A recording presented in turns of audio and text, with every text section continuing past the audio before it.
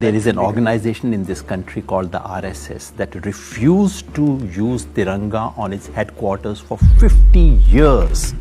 And 50 साल तक RSS ने तिरंगा नहीं फहराया। ये लाइन आपने कितनी बार सुनी है, लेकिन क्या आपको सच बताया गया है? दोस्तों, देश की लेफ्ट लिबरल लॉबी बार बार ये झूठ फैलाती है कि आरएसएस ने 50 वर्षों तक अपने मुख्यालय पर तिरंगा नहीं फहराया।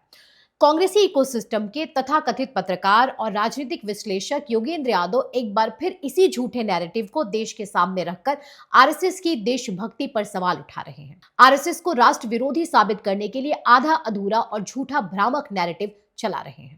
सुनिए कितनी सफाई से योगेंद्र यादव झूठ को देश के सामने परोसते हैं। There is an organization in this country called the RSS that refused to use Tiranga on its headquarters for 50 years.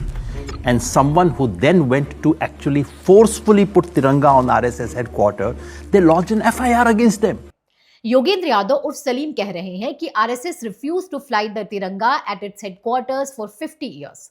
इतना ही नहीं, जब कुछ लोगों ने आरएसएस हेडक्वार्टर पर तिरंगा फहराया तो उनके खिलाफ एफआईआर भी दर्ज की गई। कितना झूठ बोलेंगे योगेंद्र जी आप तो खुद को अनुभवी और हर विषय का जानकार होने का दावा करते हैं, फिर बिना रिसर्च किए, बिना सच जाने कैसे आपने आरएसएस के राष्ट्रवाद पर सवाल उठा दिया?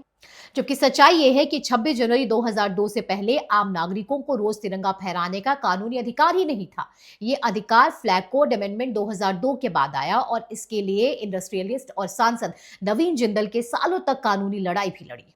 जी हां, 1996 में सुप्रीम कोर्ट ने ऐतिहासिक फैसला सुनाया कि तिरंगा फहराना हर भारतीय नागरिक का मौलिक अधिकार है। 2002 में फ्लैग कोड बना और इस तरह आम नागरिकों को अपने घरों, दफ्तरों और फैक्ट्रियों में तिरंगा फहराने की अनुमति मिल गई, बशर्ते वे फ्लैग कोड का पालन करें। तो आरएसएस ने वही किया जो उस समय का कानून और फ्लैग कोड कहता था। अब बात योगेंद्र यादव के एक और झूठ की, जिसमें वो कह रहे हैं कि आरएसएस ने तिरंगा फहराने वाले युवकों पर एफआईआर करवाई। तो योगेंद्र जी, उस एफआईआर की कॉपी कहां है? कोर्ट रिकॉर्ड कहां है? कुछ प्रमाण है क्या आपके पास, या सिर्फ सोशल मीडिया पर हवा में यूं ही झूठ बोलते रहेंगे आप?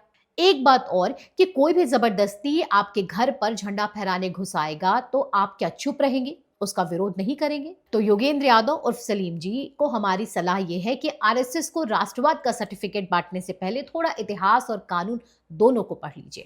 और आखिर में एक और जरूरी बात यह कि आरएसएस को देशभक्ति आपसे सीखने की जरूरत तो बिल्कुल भी नहीं है। धन्यवाद।